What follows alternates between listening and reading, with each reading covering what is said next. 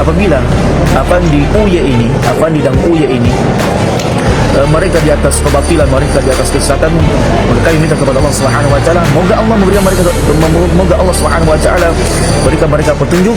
Kalau tidak, semoga Allah Subhanahu wa taala segera membinasakan mereka dengan sekonyong-konyongnya. Nah, ini yang bisa kita katakan. Wahabi wawasannya hanya bid'ah. Dan kita fokus kepada bagaimana mendakwakan manusia kepada tauhid, fokus mendakwakan kepada sunnah Nabi alaihi salatu wassalam. Memang sudah seharusnya Wahabi itu fokus sama ibadahnya sendiri, jangan ngurusin ibadahnya umat Islam yang lain. Apalagi mudah membidah-bidahkan, sok ngurusin dan nyalah-nyalahin ibadahnya para kiai Nusantara yang beliau-beliau sudah berkecimpung dengan ilmu keislaman sejak ratusan tahun yang lalu dan bisa dipertanggungjawabkan keabsahannya. Kemudian istiqomah di jalan tersebut, karena memang ya Masya Allah salafiyun banyak sekali yang memusuhinya, banyak sekali yang membencinya. Karena kenapa? Firqah-firqah yang ada, firqah-firqah sesat ini melanggengkan isi otak mereka, syubhat mereka, kesesatan mereka. Maka tampillah ahli sunnah wal jamaah, para duat salafiyun yang mereka gelar Wahabi, mengkantar amalan-amalan mereka. Masya Allah zaman tertentu dengan berbagai macam tuduhan.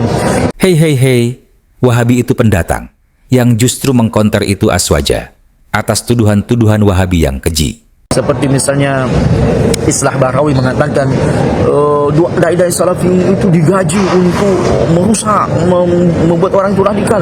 Gaji apa ente? Gimana kita digaji oleh negara Arab Saudi? Mereka mengatakan bahwa Wahabi digaji itu bukan Wahabi kayak ente ilmunya kurang. Tentu mereka mengatakan bahwa asatid Wahabi digaji telah berdasarkan penelitian dan bukti-bukti autentik. Mungkin ente belum masuk standar dai berkualitas dari Wahabi. Subhanallah, kita ini bekerja Pak Bro, kita ini berbisnis, ada bisnis kita, bisnis travel, bisnis depot air, bisnis-bisnis yang lainnya. Kita tidak ada gaji dari negara Arab Saudi. Itu kan ngawur. Itu pula dengan tuduhan radikal, teroris, Islamdi dan sebagainya. Ya, orang-orang seperti ini. Masya Allah zaman tertentu, Masya Allah. Jadi benar-benar ya, subhanallah, ini membuktikan kepada kita semuanya bahwasanya memegang teguh ajaran tauhid, ajaran sunnah Nabi alaihi salatu wasallam itu berat. Karena di sana pasti akan ada, ya kalau kita bahas tentang tauhid pasti ada ahlul syirik. Kalau kita membahas tentang sunnah maka pasti ada ahlul bid'ah. Bid'ah kok lawannya sunnah? Di dalam hukum Islam tidak ada hukum bid'ah, yang ada wajib, fardu, sunnah, mubah, haram, dan makruh. Dan kalau kita mengajak manusia kepada ketaatan, maka di sana ada pelaku maksiat yang senantiasa akan berhadapan dengan kebaikan. Jadi sesungguhnya hak dan kebatilan ini akan senantiasa berperang. Hak dan kebatilan ini akan senantiasa saling satu sama yang lainnya akan saling bersinggungan sampai datangnya hari kiamat. Dan syaitan dari kalangan jin dan manusia akan senantiasa menghalang-halangi manusia dari kebenaran. Itu saja intinya.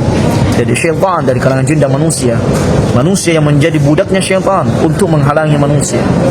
Ya, tidak usah sebenarnya kalau berdebat, kita saja bermubahalah. Ujung-ujungnya ngajak bermubahalah. Itu menjadi kebiasaan mereka karena tidak mampu mendatangkan hujjah, dalil. Kemudian jurus terakhir adalah bermubahalah. Benar-benar keras hati mereka. Diandaikan dakwah yang kami ajak ini dan kita berada di atas ini sebuah keburukan, maka biar Allah Subhanahu wa taala membinasakan kami segeranya.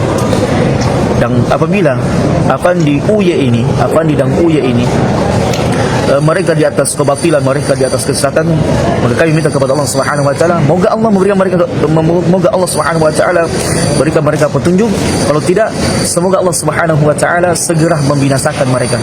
Demi menghindari debat hanya karena takut kalah dalil, Malik ini lebih memilih bermubahalah, mendoakan dua santri aswaja tersebut dengan doa kebinasaan. Sungguh di luar nalar. Beginikah Rasulullah saat berdebat? Padahal ini sesama muslim, bukan antara muslim dan kafir. Rasulullah saja ketika dihujani batu sampai berdarah-darah, diusir dari Taif, beliau tidak mendoakan buruk terhadap kaum Taif. Beliau pun menolak tawaran malaikat gunung untuk membinasakan mereka. Bahkan beliau mendoakan baik terhadap keturunan mereka. Ini kok Wahabi malah mendoakan buruk kepada umat muslim. Na'udzubillah min zalik. Sangat bertolak belakang dengan jargon Ustadz Sunnah.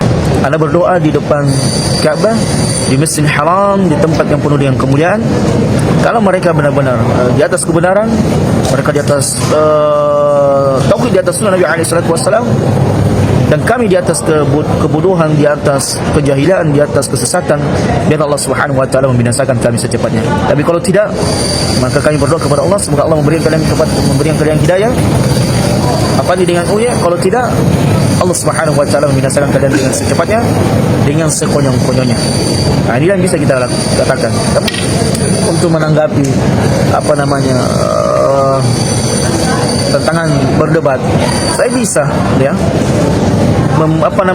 mencari-cari kesalahan mereka. Video-video Afandi itu belepotan bahasa Arabnya, nahwunya saja kurang juga ya. Jadi kalau antum mencari kesalahan manusia banyak sekali, bahasa Arabnya antum belepotan saja, cara penerimanya antum belepotan. Jadi jangan terlalu pede dengan ilmunya antum ya.